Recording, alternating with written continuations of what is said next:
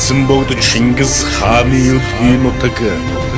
их Монголын тулгар төрийн гал голомт энэ сайхан нутаг хан хинтийн энгийн өргөн талаар дүүлэн нисэх үргэд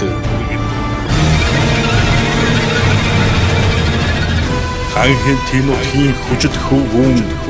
хамаг Монголын төрийн наадмын түрүү харишгүй хүчит залуу арслан халуун зүрхний омогшилт багархал ар Монголыг нэгэнтэй өндөл зүүлэн ард түмнээ даваа бүртээ огшуулж арал бираараа ногоон дэвжэгээ эзэгнэж ардын наадмын түрүү магнайг хүртвэ.